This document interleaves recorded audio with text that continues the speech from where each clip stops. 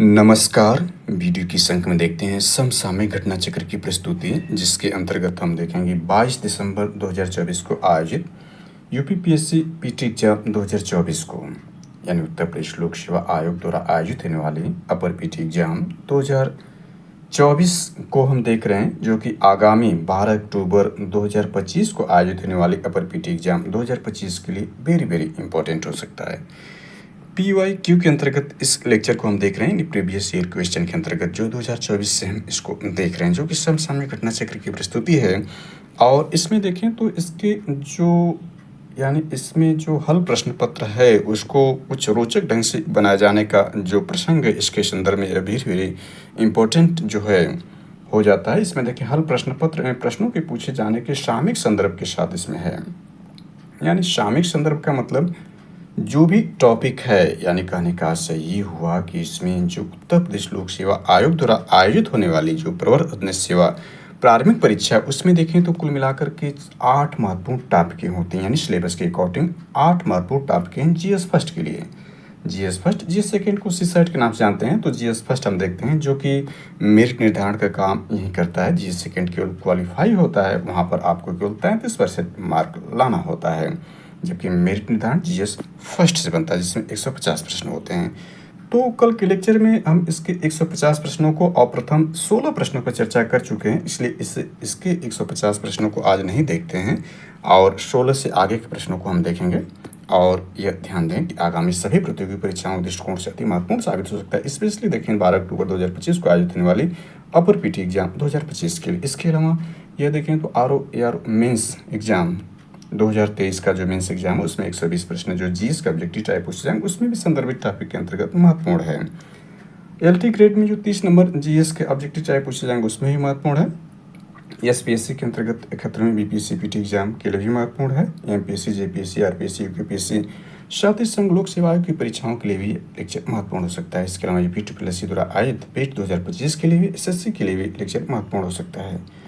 तो चलिए ज़्यादा भूमिका न बनाते हुए इसमें देखें 22 दिसंबर 2024 को आयोजित जो एग्ज़ाम के कंडक्ट कराया गया था यूपीपीएससी द्वारा पीटी एग्ज़ाम 2024, इसके संदर्भ में देखें तो यहाँ पर जो है यानी प्रश्न दिए गए हैं और इसका सामयिक संदर्भ स्रोत और प्रश्न में पूछे जाने हेतु जिम्मेदार घटना या घटनाएँ कौन थे, यानी ये जो भी है, यानी इसमें देखें तो जो 9 टॉपिक है बल्कि 8 टॉपिक, उसमें पहले टॉपिक को देख लें तो वह है करंट अफेयर्स, यानी राष्ट्रीय और अंतर्राष्ट्रीय महत्व की समसामयिक घटनाएं, इंटरनेशनल और नेशनल करंट अफेयर्स पहली टॉपिक है। दूसरी टॉपिक जो है भारत के इतिहास में भारतीय राष्ट्रीय आंदोलन है। तीसरी टॉपिक भारत विश्व का भूगोल है। चौथी टॉपिक भारतीय राजनीतिक एवं शासन व्यवस्था है। पांचवी टॉपिक आर्थिक एवं सामाजिक विकास है और छठवीं टॉपिक पर्यावरण एवं पारिस्थितिकी संबंधित सामान्य विषय, जैव विविधता, जलवायु परिवर्तन संबंधी, और सातवीं टॉपिक सामान्य विज्ञान कॉमन साइंस है, और आठवीं टॉपिक जो है यूपी स्पेशल है।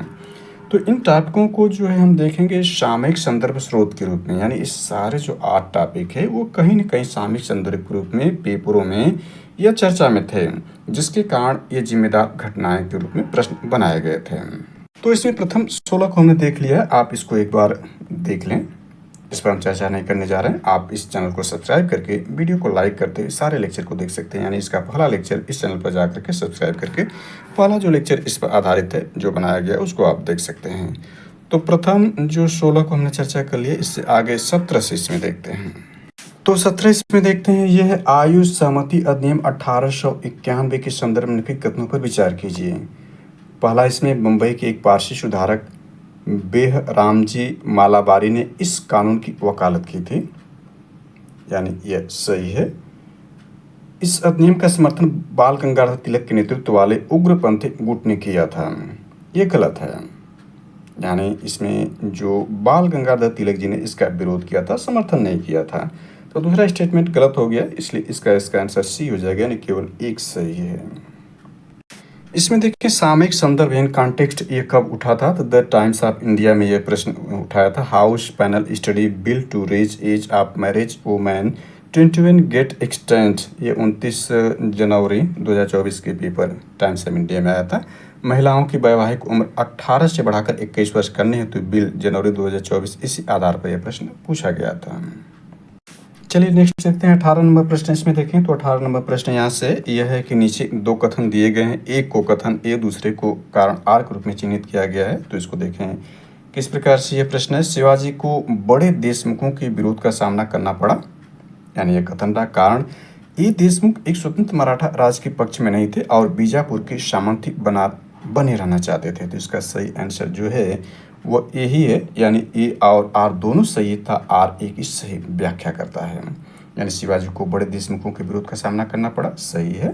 ये देशमुख एक स्वतंत्र मराठा राज्य के पक्ष में नहीं थे और बीजापुर के सामंत में ही बना रहना चाहते थे, यानी दोनों सही और व्याख्या भी कर रहा है इसका। तो यह प्रश्न आयोग क्यों बनाया, इसको देखें। कॉन्टेस्ट क्यों है। इंडियन एक्सप्रेस के न्यूज में navy does away with ship turn jack staff and jacks replace with national flag staff national flag, यानी 24 मई 2024 के प्रश्न। यह जो इंडियन एक्सप्रेस में न्यूज़ था कि भारतीय जल सेना के झंडे और चिन्ह का शिवाजी की जल सेना के प्रतीकों से बदलना मई 2024 में ऐसा पेपर में आया था। तो यह संदर्भित प्रश्न जो है इस पर बनाने का कारण था। इस प्रश्न को देख लेते हैं थोड़ा विस्तार से, यानी शिवाजी से संबंधित जो प्रश्न है इसमें देखिए शिवाजी की शासन प्रणाली को देख लें तो शिवाजी की प्रशासनिक व्यवस्था अधिकांशतः दक्षिण राज्यों और मुगलों की प्रशासनिक व्यवस्था से प्रभावित थी।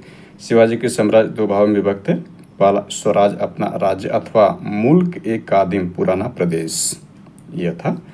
भूमिका वो अनिश्चित है जो वैधानिक रूप से मुगल साम्राज्य के अंतर्गत आता था जिससे चौथ वसूल किया जाता था, पर शिवाजी के प्रशासन की सीमा से नहीं था, तो वह चौथ था। विस्तार करें तो यह है कि चौथ एवं सर देशमुखी नामक कर शिवाजी के द्वारा लगाया गया था, यानी चौथ तो था ही, इसके अलावा यानी चौथ के अलावा जो था सर देशमुखी भी था, जो कि प्रश्न में पूछा गया है।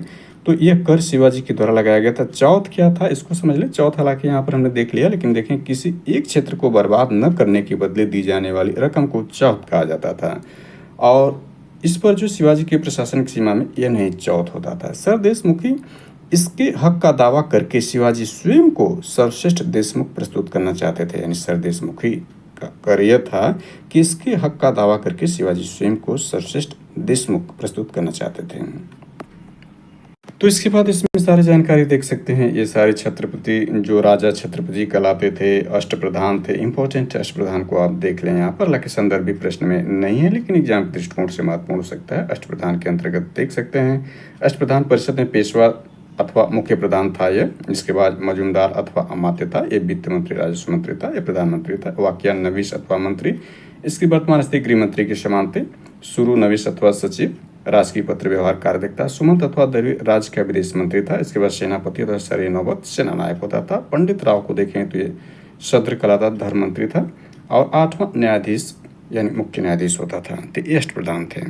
देखते हैं ऊपर वाले प्रश्न को हमने देखा था। यहाँ पर जो था यह आयु सम्मति अधिनियम 1891 देखें तो उस दौरान यह जो था भारत में जो वायसराय था वह लॉर्ड लैंसडाउन था, जिसका समय 1888 से लेकर 1894 तक था। इसी के समय जो भारत और अफगानिस्तान की मध्य सीमा रेखा एंडुरन रेखा का निर्धारण किया गया था। 1891 में ही देखें दूसरा कारखाना अधिनियम लाया गया था, जिसमें स्त्रियों को 11 घंटे प्रतिदिन से अधिक काम करने पर बैन लगा दिया गया था। साथ ही सप्ताह में एक दिन छुट्टी की व्यवस्था की गई थी। 1891 में दूसरा कारखाना अधिनियम लाया गया था। और आयु सम्मति अधिनियम को हमने देख लिया। इससे संदर्भित प्रश्न में जो दिया गया है कि बम्बई के एक पारसी सुधारक जो बेहराम जी मालवाई ने इस कानून की वकालत की थी, समर्थन किया था, सपोर्ट में थे। लेकिन जो उग्रवादी गुट से संबंधित बाल गंगाधर तिलक जी ने थे इसका विरोध किया था, समर्थन नहीं किया था। समर्थन सपोर्ट में नहीं था, बल्कि इन्होंने विरोध किया था।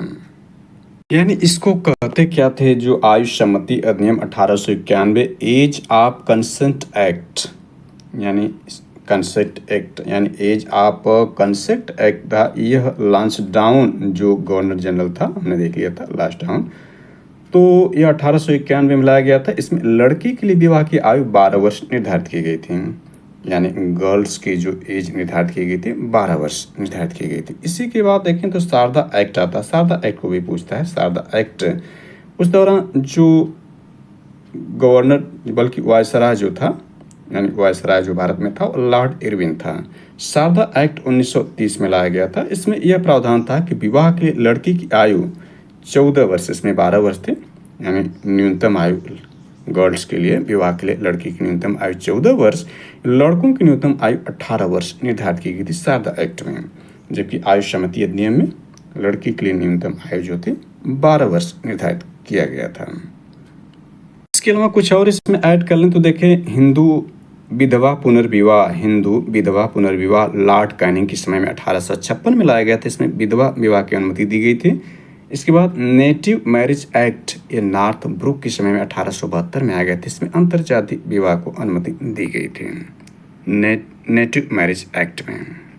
कुछ और देख लें तो शिशु वध प्रतिबंध लॉर्ड वेलेस्ली के समय में लाया गया था। ये 1798 से 1805 इसका समय जो था लॉर्ड वेलेस्ली का। शिशु हत्या पर इसमें बैन लगा दिया था। सती प्रथा पर प्रतिबंध देखें तो लॉर्ड विलियम बेंटिंग के समय में 1829 में लाया गया था। सती प्रथा पर पूर्ण प्रतिबंध लगा दिया गया था। इसके बाद दास प्रथा पर प्रतिबंध देखें तो लॉर्ड एडन बरो जो गवर्नर जनरल था उसके समय में 1843 में लाया गया था।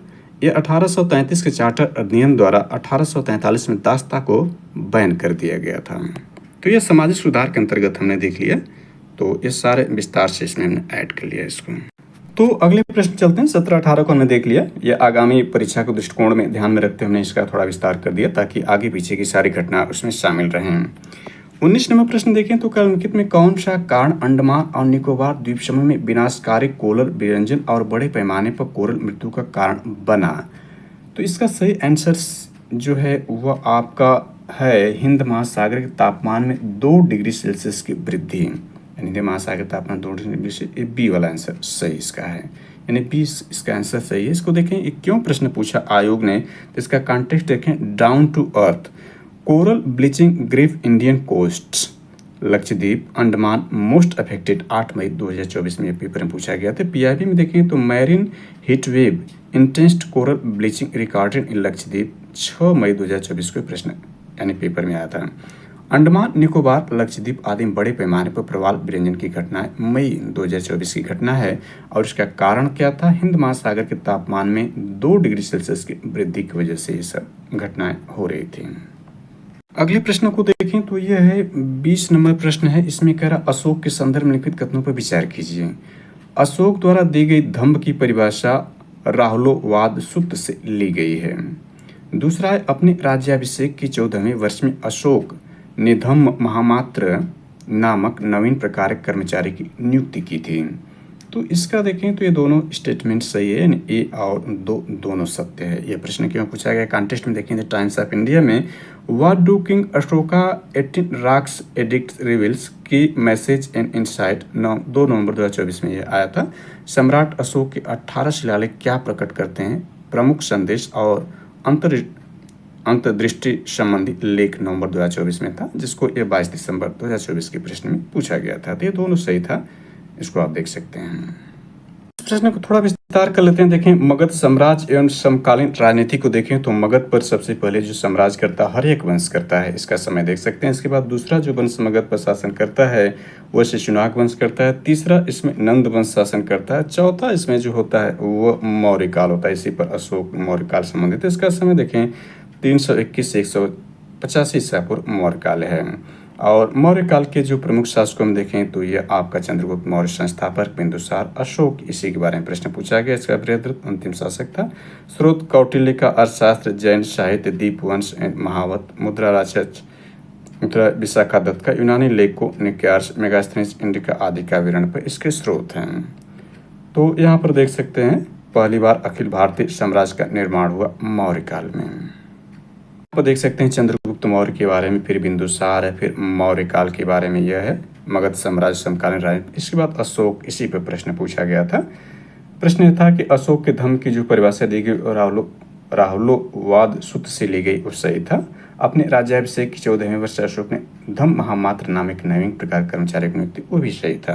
तो इसमें आप देख सकते हैं काफ़ी विस्तार में सब जानकारी दी गई है, यानी अशोक के बारे में। अशोक के अभिलेख, अशोक के स्तंभ लेख 7 हैं, शिलालेख हैं, और यहाँ पर अशोक के परीक्षा उपयोगी तथ्यों को इसमें हम देख सकते हैं, शामिल कर सकते हैं।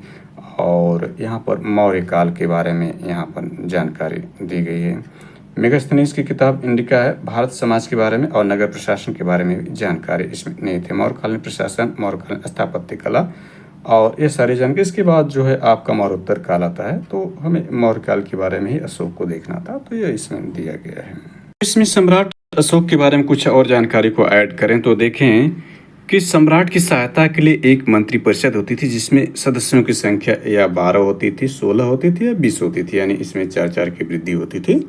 अर्थशास्त्र में शीर्षस्थ अधिकारी के रूप में तीर्थ का उल्लेख मिलता है। अर्थशास्त्र जो है देखें, जो अर्थशास्त्रीय रचनाकार जो है वह चाणक्य, विष्णुगुप्त, या जिनको यानी जो इनका प्रधानमंत्री था चंद्रगुप्त मौर्य का, बल्कि वो था घनानंद को हराने में चाणक्य, जिनको कौटिल्य, विष्णुगुप्त कहते हैं, चंद्रगुप्त मौर्य की मदद की थी, जो बाद में चंद्रगुप्त का प्रधानमंत्री बना था, अशोक का नहीं। इसके द्वारा लिखित पुस्तक अर्थशास्त्र, जिसका संबंध राजनीति से है। अर्थशास्त्र में शीर्षस्थ अधिकारी के रूप में तीर्थ का उल्लेख मिलता है, जिसे महामात्र भी कहा जाता है। इसकी संख्या 18 थी। अर्थशास्त्र में चर जासूस को कहा जाता था, तो यहाँ महामात्र हम देख रहे हैं। अशोक ने धम्म महामात्र नामक नवीन प्रकार के कर्मचारी की नियुक्ति की थी। और अशोक का जो 14 शिलालेख हैं उसमें देखें, जो इसकी जानकारी है वो 5वें शिलालेख में है। 5वें शिलालेख जो है, यानी अशोक का 5वां जो शिलालेख है, इस शिलालेख में धम्म महामात्रों की नियुक्ति के विषय में जानकारी मिलती है। चलिए अगले प्रश्न में चलते हैं। ज़्यादा विस्तार 20 नंबर हमने कर दिया। 21 नंबर प्रश्न देखें तो निम्नलिखित में से कौन सा अनुच्छेद सुमेलित नहीं है। निम्नलिखित में कौन सा अनुच्छेद जो है, कौन सा सुमेलित नहीं है अनुच्छेद, तो इसमें दिए गए हैं, कौन सा सुमेलित नहीं, इस पर चर्चा करते हैं। तो इसमें देखें जो 21 नंबर है, इसमें जो सही नहीं है वो 155, यानी सी इसमें सही नहीं, राज्यपाल को हटाना, बल्कि 155 में राज्यपाल की नियुक्ति की जाती है। 155 अनुच्छेद में। अनुच्छेद 153 राज्यपाल का पद है। 154 में राज्यपाल की कार्यकारी शक्ति है। अनुच्छेद 155 में राज्यपाल को पद से हटाना नहीं बल्कि राज्यपाल की नियुक्ति। 156 में राज्यपाल का कार्यकाल दिया होता है। यह प्रश्न क्यों पूछा गया इसमें देखें तो कॉन्टेक्स्ट इसका यह है, द इंडियन एक्सप्रेस गवर्नर, यानी द इंडियन एक्सप्रेस में एक प्रश्न पूछा दिया गया था पेपर में, governor R.N. Ravi walkout deepens Tamil Nadu crisis time to abolish governorship, यानी ये 16 फरवरी 2024 में प्रदेश बाय कॉन्टेस्ट PIB में था। रेगनाइजेशन अपॉइंटमेंट ऑफ द गवर्नर्स 28 जुलाई 2024 में। तमिलनाडु का राज्यपाल संबंधी विवाद फरवरी 2024 में, और अन्य राज्यपालों की नियुक्ति आदि मामलों जुलाई 2024 से राज्यपाल पर चर्चा में आया था, तो इससे प्रश्न बना था यह। तो इसमें राज्यपाल संबंधी अनुच्छेद को देख लें, जो है हमने देखा 153 में राज्यपाल का पद, 154 में राज्यपाल की कार्यकारी शक्ति, 155 में हमने देखा कि यह जो राज्यपाल की नियुक्ति की जाती है, और 156 जो फर्स्ट है अनुच्छेद 156 फर्स्ट, इसमें राज्यपाल का कार्यकाल दिया गया। लेकिन 156 फर्स्ट में कि गवर्नर जो है यानी राज्यपाल राष्ट्रपति के प्रसाद पर्यंत अपना पद धारण करता है, अर्थात इसके हटाने का कोई प्रावधान नहीं है। राष्ट्रपति जब चाहें इसको हटा सकते हैं, यानी राष्ट्रपति के प्रसाद पर्यंत जो है गवर्नर राज्यपाल पद धारण करता, ऐसा प्रावधान 156(1) में दिया गया है। 161 में राज्यपाल को क्षमा करने की शक्ति दी गई है, और 159 में हाई कोर्ट के मुख्य न्यायाधीश की शपथ दिलाते हैं यह जो है राज्यपाल। 165 में राज्य का महाधिवक्ता दिया गया था। 163 में CM के दस्ता में मंत्री परिषद गठित की जाएगी, और 213 में राज्यपाल की अध्यादेश जारी करने की शक्ति दी जाती है। तो इसमें राष्ट्रपति और राज्यपाल संबंधित जो महत्वपूर्ण अनुच्छेद, उसको जो है हम एक ट्रिक के माध्यम से समझने का प्रयास करते हैं। हालांकि अलग अलग लोगों का अलग अलग ट्रिक्स होता है। तो इसमें देखें जो राज्यपाल संबंधी यह है ट्रिक्स की, राजा का नाक योगा से साफ, इस ट्रिक से हम राज्यपाल के महत्वपूर्ण अनुच्छेद को याद कर सकते हैं। इसमें राजा का मतलब राज्यपाल ही है। इसमें दोनों वर्ड जो मिलकर बनते हैं, यानी 153 से शुरू होगा, यानी राज्यपाल है, जो कि संदेह प्रश्न में राज्य का राज्यपाल 153 से, राजा का मतलब ये हो गया राज्यपाल। का मतलब इसमें जो है यह कार्यकारी शक्ति, यानी 154 यहाँ पर देख सकते हैं, यानी इसका कार्य क्या है, कार्यकारी शक्ति 154 में दिया गया है। ना किसमें जो शब्द है, इसमें जो ना है वह नियुक्ति है, राज्यपाल की नियुक्ति 155 में है। अब क का मतलब यहाँ हो गया, यानी इसका जो कार्यकाल हो गया, यानी यहाँ पर देख सकते हैं कार्यकाल 156 में है, क इसमें कार्यकाल है 156 से संबंधित है। और इसमें योगा जो है ये योग्यता बताता है, 157 में योग्यता है। और ग का मतलब योगा, इसमें योग्यता यानी इसमें योगा दोनों शब्द का मतलब योग्यता हो गया, 157 हो गया। से का मतलब इसमें सेवा शर्तें 158 में है। और इसमें जो देखें साफ का मतलब ये हो गया कि इसमें शपथ है, 159 में जो है वो शपथ दिलाई जाती है राज्यपाल को।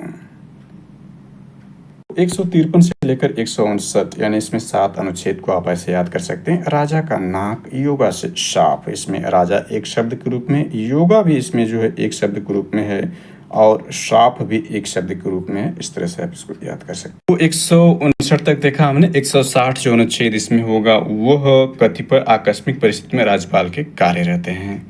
161 को हमने देख लिया था, इससे आगे की आवश्यकता पड़ेगी तो इस पर चेक किया जाएगा। यहाँ पर हमने देख लिया राज्यपाल। अब राष्ट्रपति को भी देख लेते हैं एक ट्रिक के माध्यम से। यानी इसमें ट्रिक्स जो है देखें तो ये होता है पकानी, पकानी, पकानी, कोका, पकानी, कोका, दुयो, दुयो, दसम।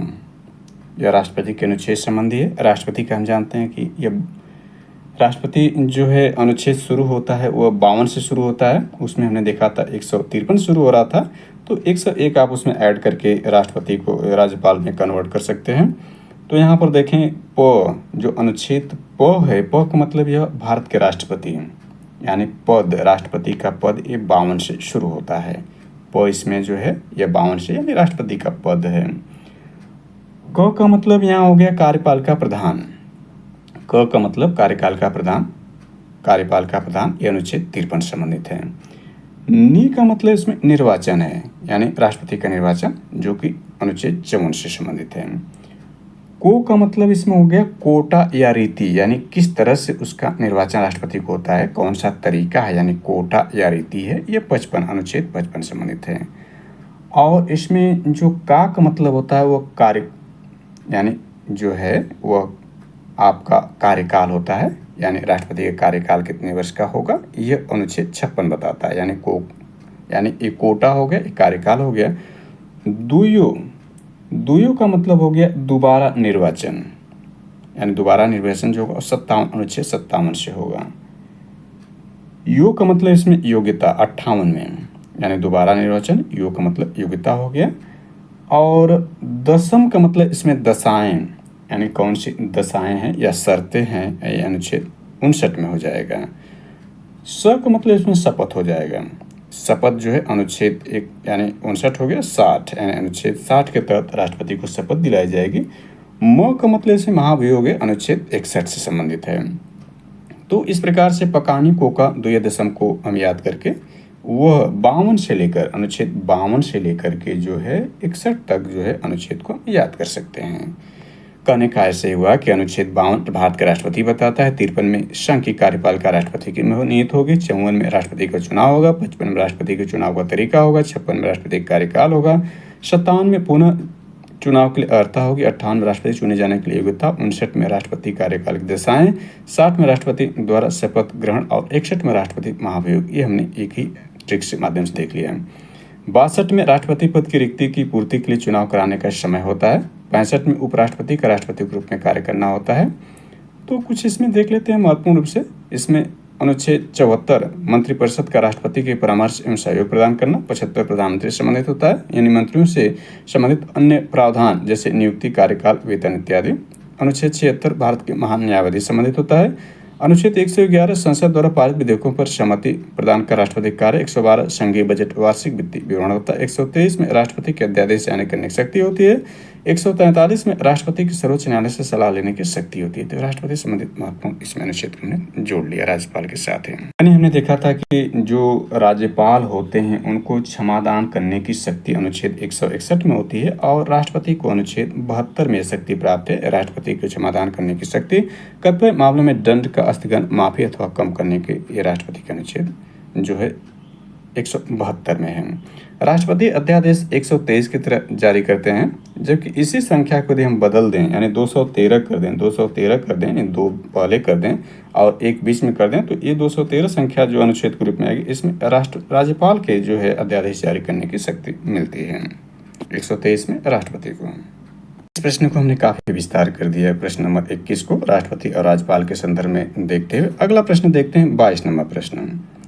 22 नंबर प्रश्न क्यों पूछा गया, इसमें देखिए अंकित में कौन सा या कौन से भारत के संविधान में उल्लिखित है, यानी कौन सा उल्लिखित है। इसमें देखें तो राष्ट्रपति संसद किसी भी सदन का सदस्य नहीं होगा। दूसरा, संसद राष्ट्रपति और दोनों सदनों से मिलकर बनेगी। इसमें दोनों सही है, यानी राष्ट्रपति जो संसद किसी भी सदन का सदस्य नहीं होगा और योग्यता धारण यानी लोकसभा के सदस्य जैसा योग्यता धारण करने की क्षमता रखनी चाहिए। जिस प्रकार से देखें उपराष्ट्रपति को राज्यसभा के जो सदस्य होते उसकी सदस्यता धारण करने की जो योग्यता होनी चाहिए, लेकिन ये राष्ट्रपति संसद किसी भी सदस्य नहीं होता है या नहीं होगा, ये सही है। संसद जो है राष्ट्रपति यानी जो संसद बनती है उसमें राष्ट्रपति और दोनों सदन मतलब लोकसभा और राज्यसभा से मिलकर संसद बनती है, दोनों स्टेटमेंट सही है। ये प्रश्न क्यों पूछा गया, इसमें देखें तो यह प्रश्न यह है कि इसका कॉन्टेस्ट पीआईबी का है, address by the honourable President of India Shrimati Droupadi Murmu ji to Parliament 31 जनवरी 2024 को। हिंदुस्तान टाइम्स से President mention paper leak row emergency address to Parliament 27 जून 2024 को। हिंदुस्तान टाइम्स में भी ये देख सकते हैं कि राष्ट्रपति मुर्मू का संसद में वर्ष का प्रथम जनवरी 2024 में एवं नई लोकसभा गठन के बाद प्रथम जून 2024 में संबोधन, इसलिए राष्ट्रपति संबंधित प्रश्न पूछा गया था पेपर में। तो कुछ और इसमें ऐड कर लें तो देखें भारत के संविधान के भाग 5 में अनुच्छेद 52 से 78 तक संघ की कार्यपालिका का वर्णन किया गया है। संघ की कार्यपालिका में देखें कौन कौन से शामिल हैं, तो संघ की कार्यपालिका में प्रेसिडेंट होते हैं, प्रेसिडेंट प्लस वाइस प्रेसिडेंट होते हैं, प्लस पीएम होते हैं, प्लस कैबिनेट होता है, इसके बाद महान्यायवादी अटॉर्नी जनरल होते हैं, ये कार्यपालिका के रूप में हैं। राष्ट्रपति भारत का राज्य प्रमुख होता है, वह भारत का प्रथम नागरिक व राष्ट्र की एकता अखंडता सुरक्षा का प्रतीक होता है। इसमें ध्यान दें कि राष्ट्रपति का निर्वाचन जनता द्वारा प्रत्यक्ष रूप से नहीं बल्कि एक निर्वाचक मंडल के सदस्यों द्वारा उसका निर्वाचन किया जाता है। इसमें जो लोग शामिल होते हैं राष्ट्रपति के चुनाव में, उसमें देखें तो संसद के दोनों सदनों के निर्वाचित सदस्य, याद रखें कि निर्वाचित सदस्य संसद के दोनों सदनों का मतलब लोकसभा राज्यसभा के निर्वाचित सदस्य रहेंगे। राज्य विधानसभा के निर्वाचित सदस्य यानी जो राज्यों में जहां पर विधानसभा है, वर्तमान में देखें तो 28 राज्यों में विधानसभा है, प्लस 3 केंद्र शासित प्रदेशों दिल्ली, पुडुचेरी और जम्मू कश्मीर में है, तो इनके निर्वाचित जो सदस्य होंगे वह जो वोटिंग करते हैं राष्ट्रपति के चुनाव में, और चुनाव आनुपातिक प्रतिनिधित्व के अनुसार एकल संक्रमणिक मत गुप्त मतदान द्वारा किया जाता है। यहीं पर एक प्रासंगिक जो मुद्दा उसको उठा दें तो देखें अभी जो वर्तमान जो राष्ट्रपति थे उपराष्ट्रपति जो जगदीप धनखड़ जी थे, उन्होंने इस्तीफा दे दिया, तो राष्ट्रपति के चुनाव की प्रक्रिया वर्तमान में चल रही, इसलिए यह आगामी प्रश्न में पूछे जाने की प्रबल संभावना बनती है कि उपराष्ट्रपति का चुनाव यानी वाइस प्रेसिडेंट का चुनाव कैसे होता है। तो इनके उपराष्ट्रपति के बारे में देख लें तो उपराष्ट्रपति का पद यूएसए यानी यूनाइटेड स्टेट अमेरिका के उपराष्ट्रपति की तर्ज पर बनाया गया है। इसके चुनाव में देखिए तो संसद के दोनों सदनों के सदस्यों के निर्वाचक मंडल द्वारा चुना जाता है। इसका चुनाव जो होता है संसद के दोनों सदस्यों यानी इसमें राज्य विधानसभा पार्टिसिपेट नहीं करती है, संसद के दोनों सदनों के सदस्यों के निर्वाचक मंडल द्वारा चुना जाता है, लोकसभा और राज्यसभा द्वारा। यानी इसमें निर्वाचित और यानी जो निर्वाचित रहेंगे मनोनीत दोनों इसमें भाग लेते हैं। इसमें संसद के निर्वाचित मनोनीत दोनों सदस्य होते हैं। राष्ट्रपति के चुनाव में क्यों निर्वाचित सदस्य भाग लेते हैं। इसमें राज्य विधानसभाओं के सदस्य शामिल नहीं होते हैं। राष्ट्रपति उपराष्ट्रपति के चुनाव में जो राज्य विधानसभाएं होती हैं वो पार्टिसिपेट नहीं करती हैं। और इसमें हमने देखा था कि जो राष्ट्रपति के चुनाव होते हैं इसमें 50 प्रस्तावक 50 अनुमोदक चाहिए, वाइस प्रेसिडेंट में 20 प्रस्तावक और 20 अनुमोदक चाहिए।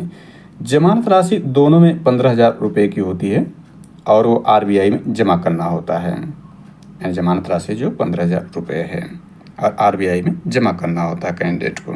और उपराष्ट्रपति की जो योग्यताएं देखें तो भारत का नागरिक होना चाहिए, वो 35 वर्ष की आयु पूर्ण कर चुका हो वह राज्यसभा सदस्य इसमें ध्यान रखें, राज्यसभा सदस्य बनने के लिए अर्ह होना चाहिए, योग्य होना चाहिए। वो केंद्र सरकार अथवा राज्य सरकार द्वारा किसी स्थानीय प्राधिकरण अन्य किसी सार्वजनिक प्राधिकरण के अंतर्गत किसी लाभ के पद पर नहीं होना चाहिए। और उपराष्ट्रपति संबंधी अनुच्छेद देखें तो ये 63 से शुरू होता है। हमने देखा 52 से जो है राष्ट्रपति का होता है, 63 से उपराष्ट्रपति का। तो 63 जो है ये भारत के उपराष्ट्रपति होंगे। 64 में उपराष्ट्रपति का राज्यों की परिषद का पदेन सदस्य होगा, यानी उपराष्ट्रपति का राज्यों की परिषद का पदेन सदस्य होना। 65 में उपराष्ट्रपति का आकस्मिक रिक्तियों तथा राष्ट्रपति की अनुपस्थिति में राष्ट्रपति कर्तव्यों का निर्वहन होता है।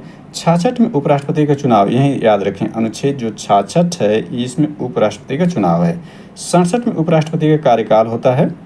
68 में जो होता है उपराष्ट्रपति यानी कार्यालय की रिक्ति की पूर्ति के लिए चुनाव का समय निर्धारण, आकस्मिक रिक्ति की पूर्ति के लिए चुने गए व्यक्ति का कार्यकाल। 69 में उपराष्ट्रपति द्वारा शपथ, यानी 69 में जो होते हैं उपराष्ट्रपति शपथ लेते हैं। 70 में अन्य आकस्मिकता राष्ट्रपति कर्तव्यों का निर्वहन उपराष्ट्रपति करते। 71 में उपराष्ट्रपति के चुनाव संबंधी अथवा उससे जुड़े मामले होते हैं। तो उपराष्ट्रपति संबंधी अनुच्छेद को हमने देख लिया, जो आगामी प्रश्न के लिए महत्वपूर्ण हो सकते हैं। अगला प्रश्न देखते हैं 23 नंबर। तो निम्नलिखित कथनों विचार कीजिए, भारत के संविधान में संशोधन की पहल की जा सकती है। तो इसका यानी पहले इसमें देखें तो संविधान संशोधन लोकसभा, राज्यसभा, राज्य विधान मंडलों द्वारा भारत के राष्ट्रपति द्वारा की जा सकती है। इसमें देखें तो यह भारत के राष्ट्रपति या विधानमंडल इसमें शामिल नहीं होते हैं, यानी इसमें लोकसभा, राज्यसभा यानी संसद इसमें शामिल होती है, यानी इसमें 1 2 सही, 1 2 का मतलब 20 का आंसर सही है। यह प्रश्न क्यों आया? तो देखें यहाँ पर इंडिया टुडे में प्रेम्बल अमेंडमेंट यानी जो प्रस्तावना था उसमें संशोधन के लिए 21 अक्टूबर 2024 में इसमें कंटेस्ट था। टाइम्स ऑफ इंडिया में भी सिटीजनशिप एक्ट 12 मार्च 2024 में था। वर्ष 2024 में संविधान संशोधन जुड़े महत्वपूर्ण मुद्दे, प्रस्तावना में संशोधन का मामला अक्टूबर 2024 में था। नागरिकता संशोधन अधिनियम जुड़ा मामला मार्च 2024 में उठा था, उससे यह प्रश्न पूछा गया था। इसको भी थोड़ा विस्तार कर ही लेते हैं। देखें इसमें जो भारत के संविधान संशोधन की पहल की जा सकती है, इसमें देखें संविधान के भाग 20 यानी संविधान में जो 22 भाग हैं उसमें देखें तो जो 20वां भाग है वह संविधान के संशोधन यानी अमेंडमेंट ऑफ द कॉन्स्टिट्यूशन संबंधित है। इसमें अनुच्छेद 368 में संसद को संविधान एवं इसकी व्यवस्था में संशोधन करने की शक्ति है। संसद का मतलब लोकसभा और राज्यसभा को। केशवानंद भारती मामले यानी 1973 में सुप्रीम कोर्ट ने कहा संसद उन व्यवस्थाओं को संशोधित नहीं कर सकती जो संविधान के मूल ढांचे से संबंधित है। तो संविधान में संशोधन 3 तरह से किए जा सकते हैं। संविधान में संशोधन करना हो तो 3 तरह से किए जा सकते हैं। 3 प्रकार के यहाँ भी चर्चा कर लेते हैं कि संशोधन की बात आई है। तो पहला तो संसद के साधारण बहुमत द्वारा, यानी पहला जो होता है वह संसद के साधारण बहुमत द्वारा, यानी संसद का मतलब लोकसभा और राज्यसभा के साधारण बहुमत द्वारा, इसमें लोकसभा और राज्यसभा के साधारण बहुमत द्वारा संशोधन किया जा सकता है। इससे संबंधित कुल 18 विषय हैं। ये व्यवस्था अनुच्छेद 368 की सीमा से बाहर है, यानी 368 की सीमा से बाहर है संसद के साधारण बहुमत द्वारा संशोधन। इसमें नए राज्यों का प्रवेश या गठन करना हो, नए राज्यों का निर्माण करना हो और उनके क्षेत्र आदि संबंधित राज्यों में नामों का परिवर्तन इत्यादि जो है ये साधारण बहुमत के माध्यम से आता है, यानी संसद के साधारण बहुमत द्वारा। इसके बाद संसद के विशेष बहुमत द्वारा संशोधन दूसरे प्रकार का होता है। संसद के विशेष बहुमत द्वारा संशोधन, इसमें भी लोकसभा और राज्यसभा पार्टिसिपेट करते हैं। इसमें जैसे फंडामेंटल राइट यानी मौलिक अधिकार हों, राज्य के निर्देशक तत्व हों, इसके अलावा पहली और तीसरी अनुसूची संबंधित विषय हों इत्यादि जो होंगे, ये संसद के विशेष बहुमत द्वारा संशोधन करना होगा। इसके बाद तीसरा जो होता है, तीसरा संशोधन संसद के विशेष बहुमत द्वारा एवं आधे राज्य विधान मंडलों की संस्तुति के आधार पर। इसमें जो आधे राज्य के विधान मंडल हैं उनकी संस्तुति के आधार पर होते हैं, यह संसद के विशेष बहुमत द्वारा संशोधन करना होता है तीसरे प्रकार से। इसमें स्वयं अनुच्छेद 368 में संशोधन करना हो तो भी इसका प्रयोग होगा। राष्ट्रपति का निर्वाचन एवं प्रक्रिया भी इसी के अंतर्गत तीसरे प्रकार के संशोधन से संबंधित होगी। तो प्रश्न में ये पूछा गया है कि यह देखें तो लोकसभा, राज्यसभा, संसद ये हो गया, इसके लिए तीनों प्रक्रियाओं में शामिल है। राज्य के विधान मंडलों द्वारा भारत के राष्ट्रपति तो कहीं शामिल हैं। राज्य के विधान मंडल जो है, राज्य के विधान मंडल देखें तो यह संसद के विशेष बहुमत द्वारा एवं आधे राज्यों की संस्तुति के आधार पर जो संशोधन किया जाता है वहाँ पर ये शामिल होते हैं राज्य के विधान मंडल। लेकिन यह पहल की बात कह रहा है, पहल कहाँ की जा सकती है संशोधन की पहल, तो ये संसद से यानी लोकसभा राज्यसभा से की जा सकती है। तो इसका सही आंसर हुआ 1 व 2। चलिए 24 नंबर प्रश्न देखते हैं। तो ये करा अंकित में कौन से भारत के निर्वाचन आयुक्त के कार्य हैं, यानी जो भारत के निर्वाचन आयुक्त होंगे उनके क्या कार्य हैं। तो इसका देखें, इसमें लिखा लोकसभा के अध्यक्ष, उपाध्यक्ष तथा राज्यसभा के उपसभापति के पदों के लिए चुनाव कराना, नगर निगम नगर पालिकाओं का चुनाव कराना, उपयुक्त चुनाव से उत्पन्न सभी संदेहों और विवाद का निर्णय करना।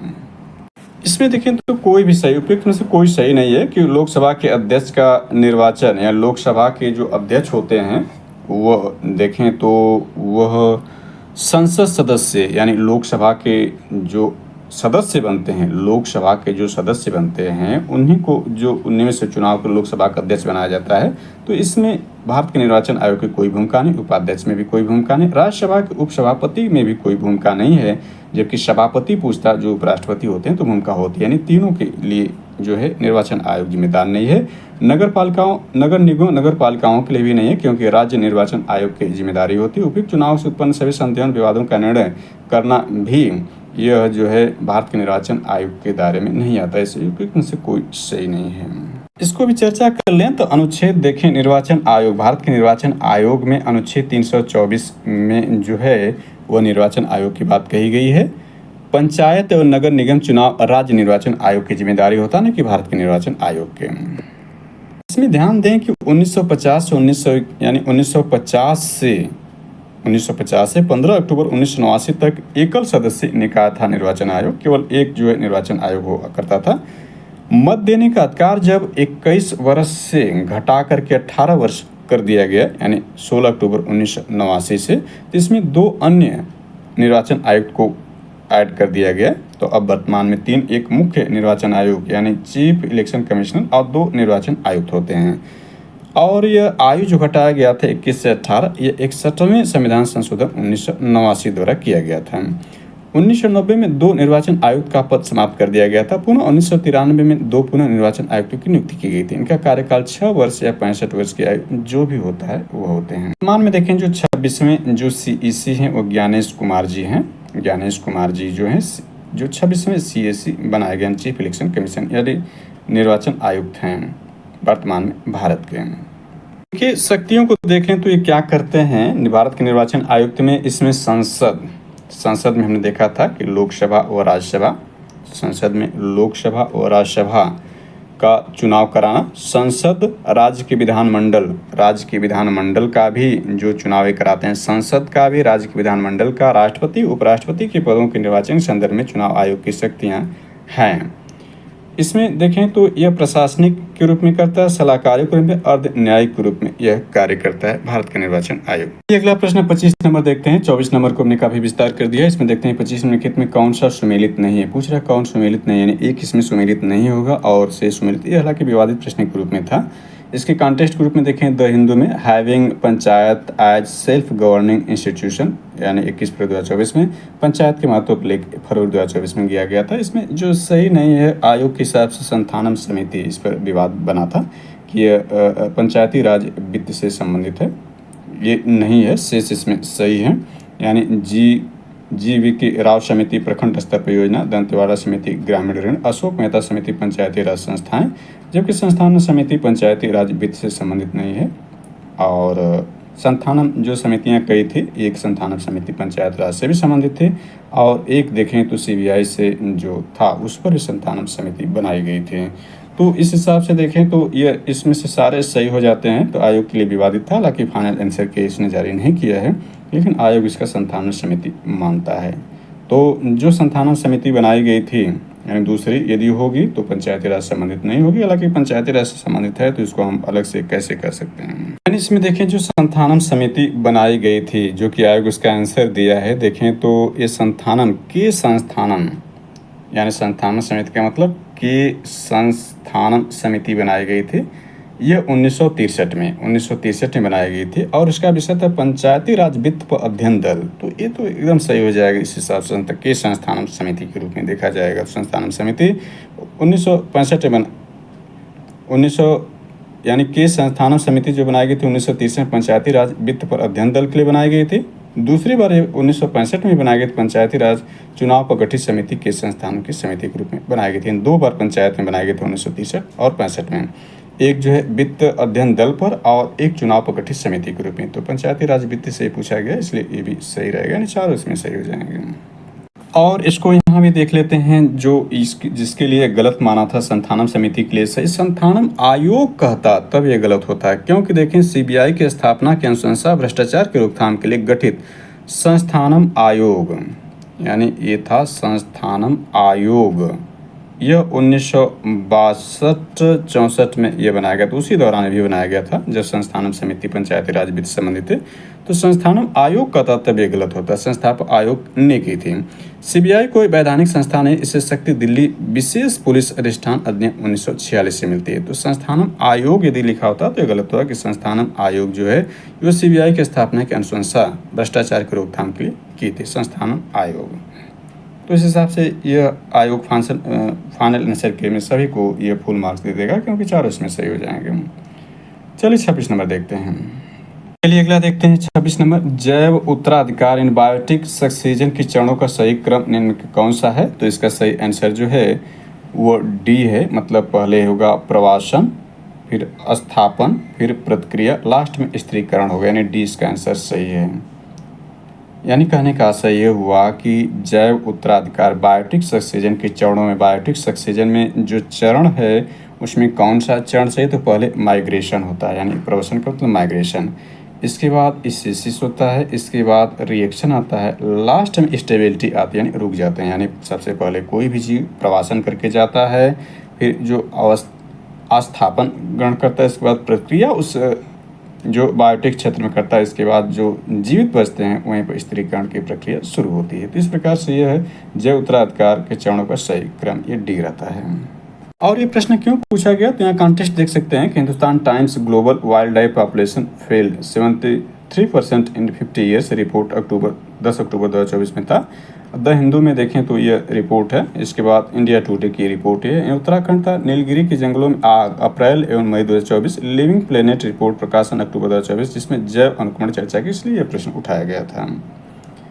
27 नंबर प्रश्न को देखें तो यहाँ पर यह दिया गया है। 27 नंबर प्रश्न को यहाँ चर्चा कर लें तो यह है, नीचे दो कथन दिए गए हैं, यानी कथन और उसका कारण है। यहाँ पर इसमें पूछ रहा है कौन सा सही है। तो इसको देखें तो यह है कि सापेक्ष आर्द्रता वायु के तापमान वृद्धि के साथ बढ़ती है, यानी सही है यह। यानी सापेक्ष आर्द्रता वायु के तापमान में वृद्धि के साथ घटती है।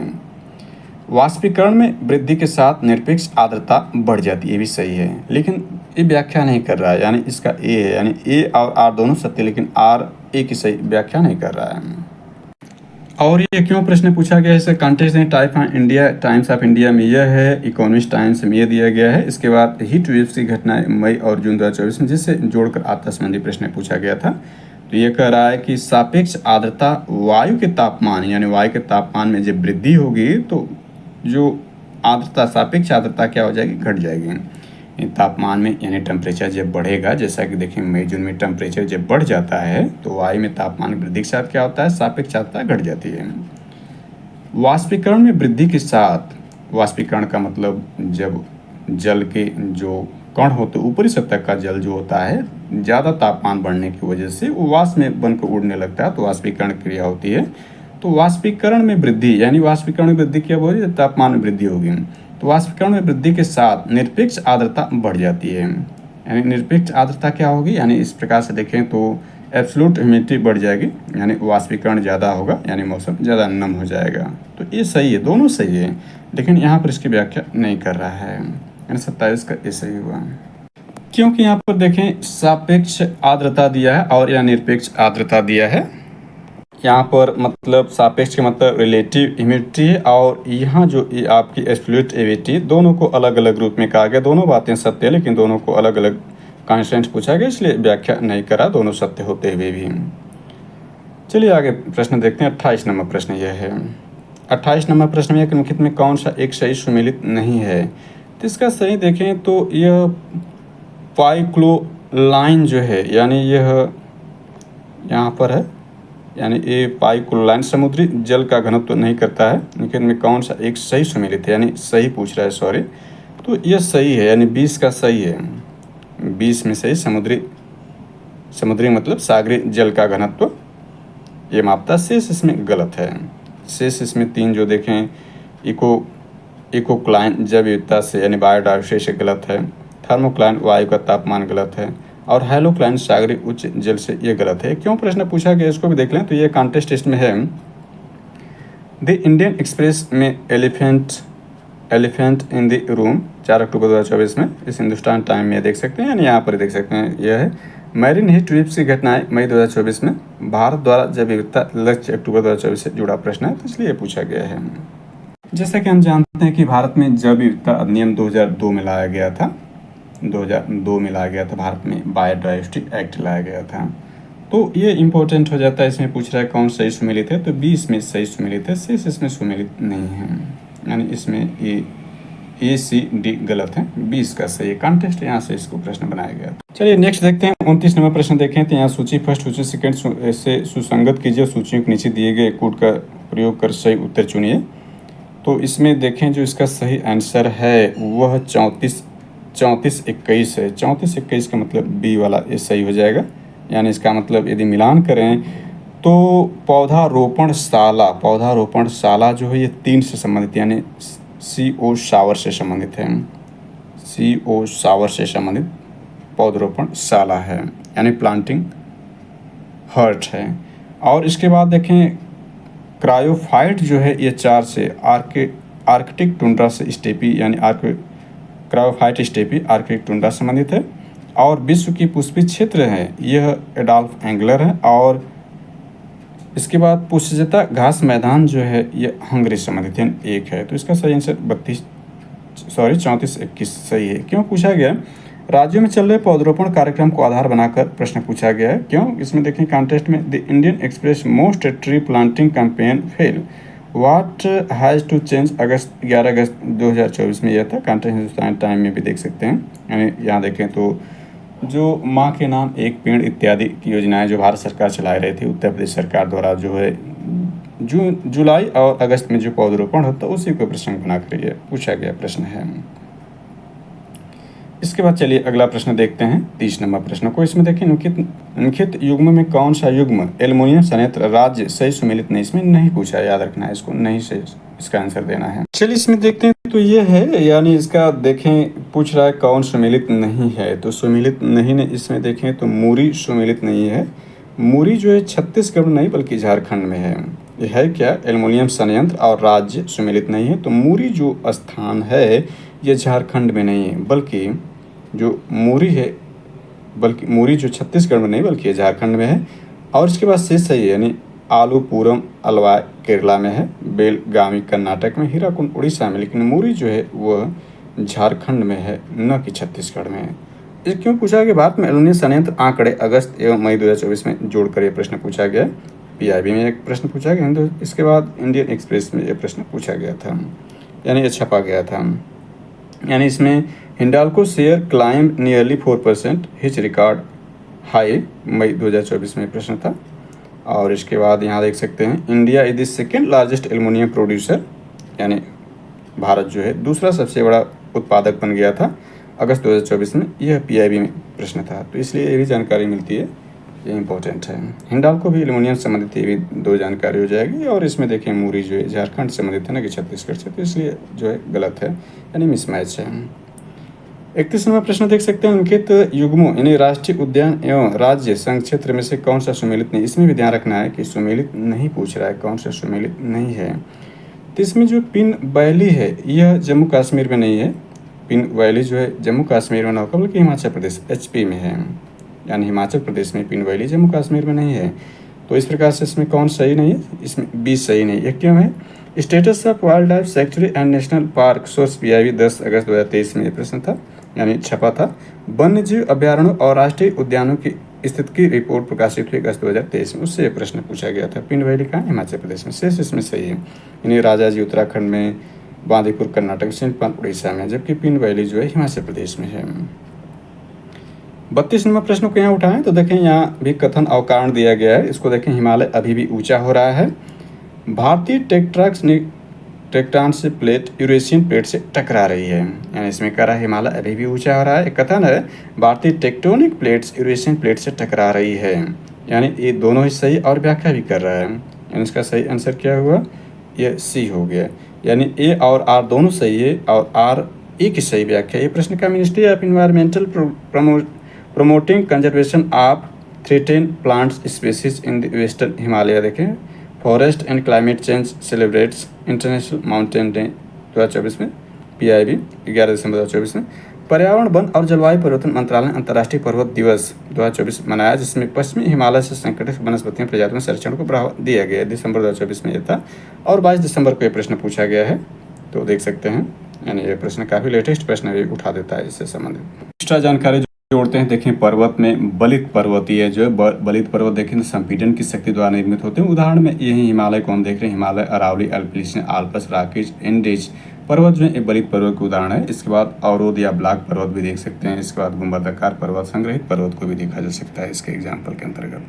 यानी बलित पर्वत क्यों बनते हैं? बलित पर्वत तो देखें ये फोल्ड से बनते हैं, वलन से। पृथ्वी के अंतर्गत यानी पृथ्वी के अंतर्गत बल द्वारा उत्पन्न क्षैतिज संचलन द्वारा जब भूपृथ्वी चट्टानों में संपीड़न की स्थिति उत्पन्न जाती है तो चट्टानों में लहरनुमा मोड़ पड़ जाते हैं, उन्हें बलन कहते हैं। बलन कारण ही पृथ्वी बलित पर्वतों का निर्माण हुआ है। तो हिमालय पर्वत का विशेष है बलन के ऊपर उठे भाग को अपनति यानी एंटीक्लाइन तथा नीचे दसे भाग को अवनति यानी साइक्लाइन कहा जाता है।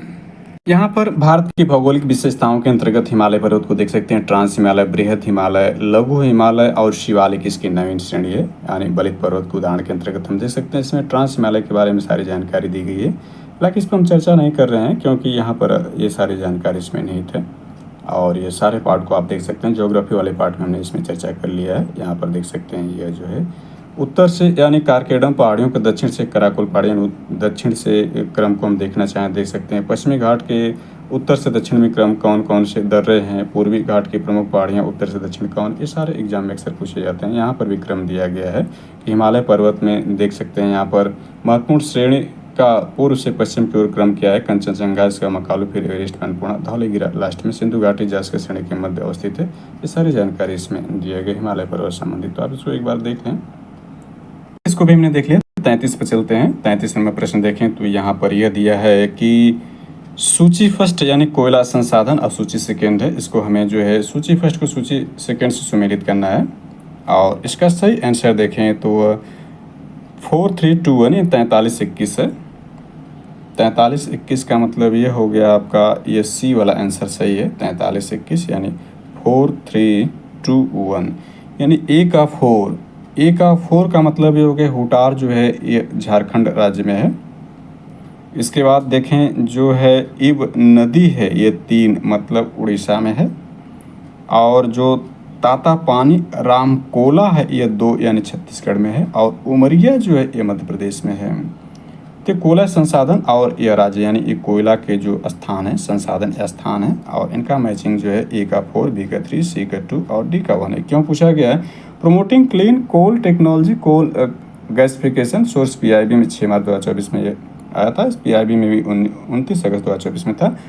कोयला गैसिक यानी कोयला गैसीकरण से कोयला मंत्रालय स्वच्छ कोयला प्रौद्योगिकी को बढ़ावा दे रहा है मार्च 2024। और कोयला मंत्रालय ने विकसित भारत 2047 के लक्ष्य को प्राप्त करने के लिए कोयला निकासी संचय विकास कार्य को तेज किया। इससे इब नदी कोयला संसाधन भी शामिल है, यानी इब नदी इसमें शामिल थी, इसलिए इसे प्रश्न में उठाया गया है।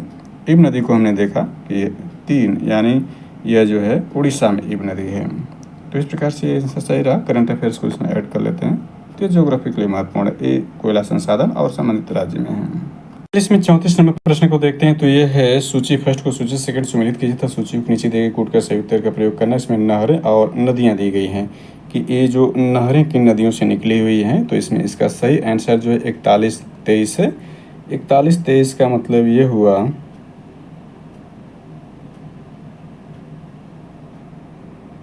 इसमें घटना चक्र ने थोड़ा मिसप्रिंट कर दिया इसके अथवा बनाने में जो विकल्प है। इसमें जो है आपका 4123 यानी इसमें एक ही जो है बल्कि 2-4 से शुरू हो रहे थे प्रश्न को यदि हम देखें तो 4123 इसमें सही होगा। इसमें ये जो घटना चक्र ने गलत विकल्प बना दिया है, यानी इसमें 4, 1, 2, 3 आयोग के हिसाब से इसका आंसर सही है। मतलब ऊपरी बारी दोआब नहर रावी नदी से निकलती नहरें हैं। इसके बाद सरहिंद नहर देखें तो ये सतलज से निकली है। इसके बाद गुड़गांव नहर देखें तो ये यमुना नहर से निकली है, और इंदिरा गांधी नहर जो है यह सतलज, रावी, ब्यास नदियों से निकली हुई नहर है। बहुत महत्वपूर्ण नहरों में शामिल है इंदिरा गांधी नहर, तो ये इम्पोर्टेंट है, वेरी वेरी इंपॉर्टेंट है। यानी राजस्थान जो सिंचाई ज़्यादा होती है, सबसे बड़ी नहरों में शामिल इंदिरा गांधी नहर, तो राजस्थान और आसपास जैसे पंजाब, हरियाणा इत्यादि से यह नहर इसके लाभान्वित होते हैं, ये ज़्यादा इम्पोर्टेंट है। तो इसमें देखें यह है कि ऊपरी बारी दोआब नहर यानी यूडीबीडीसी में लोहका गांव के पास दरार आने पर चर्चा में आया था जून 2024 में। पंजाब सरकार द्वारा मालवा नहर का निर्माण सरहिंद नहर के साथ किया जा रहा है, इसमें सरहिंद नहर चर्चा में आया था 28 जुलाई 2024 को। राजधानी पानी की दिक्कत होने के कारण यमुना नदी का जल बंटवारा चर्चा में आया था जून 2024 में। पंजाब में इंदिरा गांधी नहर से पानी छोड़ा, इसके बाद पीने के पानी और सिंचाई के लिए पानी उपलब्ध हो सका जून 2024 में। तो यहाँ पर जागरण में देख सकते हैं, दैनिक जागरण में छपा था। इसके बाद यहाँ पर देख सकते हैं हिंदुस्तान टाइम्स इत्यादि में प्रश्न दिया गया था समसामयिक रूप में। तो वेरी वेरी इंपॉर्टेंट नहर है और ये नदियों से निकाले गए हैं, तो इसको आप एक देख लें। यानी इसमें ये विकल्प नहीं, इसका विकल्प पुनः देखें तो 41-23 है। यानी 41-23 का मतलब ए है, बी है, सी है और डी है। यानी ए का 4 है, बी का 1 है, सी का 2 है, डी का 3। इसमें आंसर सही होगा 41-23। प्रश्न देखते हैं 35 नंबर। एक अंकित युग्मों यानी फसल विशेषता में कौन सा सही सुमेलित नहीं, इसमें नहीं पूछ रहा है कि इसमें कौन सा सुमेलित नहीं है। तो इसमें सही सुमेलित नहीं वाले में जो है चावल उत्पादन बिहार का योगदान, यानी चावल उत्पादन बिहार का योगदान जो दिया है 15.7%, ये गलत है। बिहार का योगदान इतना नहीं है बल्कि इससे कम है। चावल के उत्पादन बिहार का योगदान 15.7% नहीं है। यानी इसमें ये क्यों है? 7 largest rice producing state of India, times of India, ये 25 जुलाई 2024 में था। टाइम्स ऑफ इंडिया में भारत के 7 चावल सबसे बड़े उत्पादक राज्यों को लिख दिया गया था जुलाई 2024, उससे प्रश्न पूछा गया था। वर्तमान में देखें तो चावल उत्पादन में पहले स्थान पर तेलंगाना हो गया है, जबकि इससे पूर्व 2024 में ही देखें तो वह आपका, यानी इससे पूर्व 23 में देखें तो वेस्ट बंगाल था, लेकिन वर्तमान में तेलंगाना आ चुका है। लेकिन कुछ आंकड़ों के हिसाब से, यानी अग्रिम आंकड़ों के अनुमान के साथ उत्तर प्रदेश पहले स्थान पर है, लेकिन तेलंगाना जो है यदि 23-24 पूछेगा तो तेलंगाना उसमें रहेगा। अभी अग्रिम आंकड़े जो उत्तर प्रदेश संदर्भ में हैं, तो चावल के उत्पादन में पहले स्थान पर जो है वो तेलंगाना है, दूसरे स्थान पर देखें तो उत्तर प्रदेश है, तीसरे स्थान पर जो है वो आंध्र प्रदेश है, इसके बाद सारे राज्य हैं। तो इसको जो है आप करंट अफेयर्स जो इकोनॉमी है उस पर जाकर देख सकते हैं, इस चैनल पर सारी जानकारी वहाँ पर निहित दी गई है। इसमें देख ही लेते हैं, ऐड कर लेते हैं, क्योंकि एग्ज़ाम की बात है। आगामी एग्ज़ाम 12 अक्टूबर बहुत ज़्यादा दूर नहीं है, इसलिए इसको अपडेट करना आवश्यक है। तो agriculture production India and world India को देखें, यह भी समसामयिक घटना चक्र की प्रस्तुति के अंतर्गत ही है। यानी समसामयिक घटना चक्र में इकोनॉमी इंडिया एंड वर्ल्ड 2025 के लेक्चर यानी नोट्स में यह है। देख सकते हैं राइस प्रोडक्शन यहाँ पर देख सकते हैं 2023-24 के डाटा के हिसाब से है। राइस प्रोडक्शन में तेलंगाना पहले स्थान पर, इसका शेयरिंग देखें तो यह है। दूसरे स्थान पर उत्तर प्रदेश है, इसका शेयरिंग यह है, देख सकते हैं 15.99 है। जबकि प्रश्न में ही पूछा था कि बिहार जो है 15.7% है, इसलिए बिहार में यह नहीं बल्कि उत्तर प्रदेश के आसपास ये इतना है। वेस्ट बंगाल तीसरे स्थान 15.69 है। ऑल इंडिया जो 137.8% शेयरिंग है। और यहाँ पर आप देख सकते हैं यानी प्रोडक्शन मिलियन टन में, और इसका शेयर यहाँ पर यह है, यह शेयर दिया हुआ इतना तो टन में, ये टन में है। शेयर यहाँ दिया है तो जितना दिया है 15.7% शेयर तो किसी राज्य का है ही नहीं, जो पहले स्थान पर उसका भी नहीं, जैसा कि प्रश्न में पूछा गया है। यानी 12.24 शेयर तेलंगाना का, 11.60 जो है उत्तर प्रदेश का, और वेस्ट बंगाल 11.38 है। और प्रश्न में 15.7% शेयर जो बिहार का दिया था, इसलिए टोटल गलत बिहार वाला ही था। और यहाँ पूरा देख सकते हैं इतना प्रोडक्शन है, शेयरिंग है। इसके बाद गेहूँ को देख सकते हैं उत्तर प्रदेश वाले, मेज है टोटल, ये सारी जानकारी इसमें निहित है। यानी इसको आप देख सकते हैं यहाँ पर, ये सारी जानकारी पूर्व लेक्चर में हम दे चुके हैं, फिर भी आप यहाँ एक नज़र देख सकते हैं। इसी प्रश्न को जो है देखें समसामयिक घटना चक्र का ही देखें तो ये 2025-26 उत्तर प्रदेश तथ्य सार जो लेटेस्ट एडिशन है, इसमें उत्तर प्रदेश बजट 2025-26, इसमें 30 जून 2025 तक के आंकड़े शामिल हैं।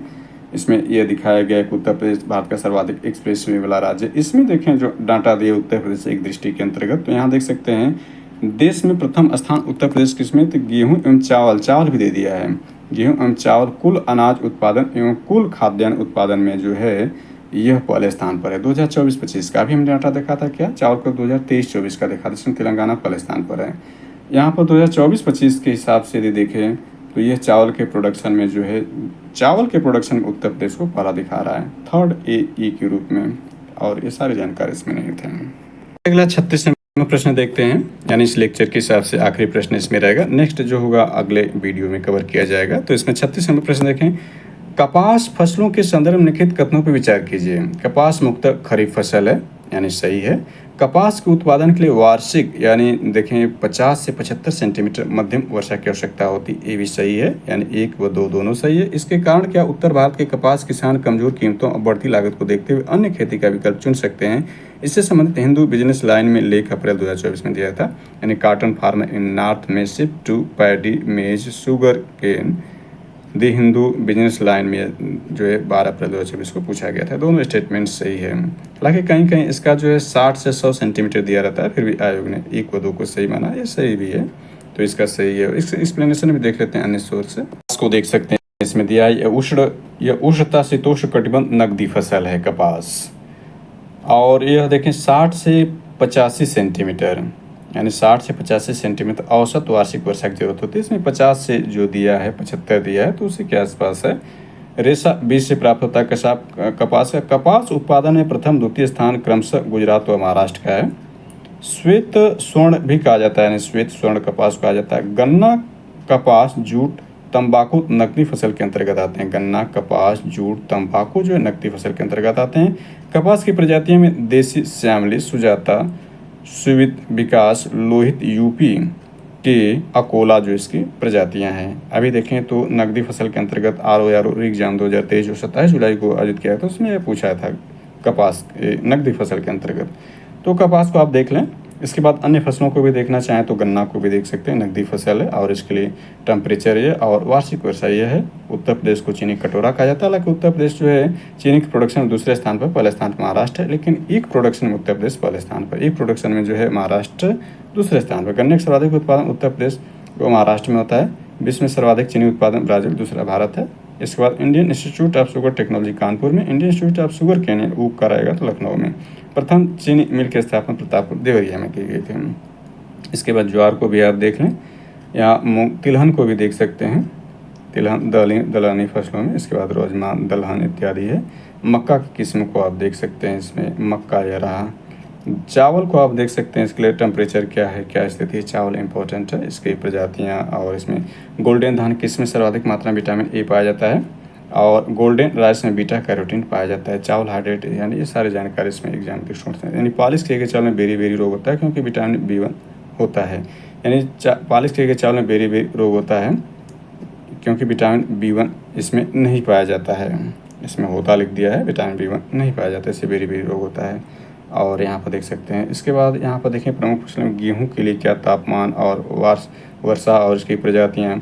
इसके बाद ट्रिटिकल क्या होता है, रस्ट कल्याण सोना क्या होता है, रस्ट पर कन्नाल बंट कॉटेज जोन है, इसमें देख सकते हैं इंपॉर्टेंट एग्जाम दृष्टिकोण से, तो इसको भी आप देख सकते हैं यहाँ पर।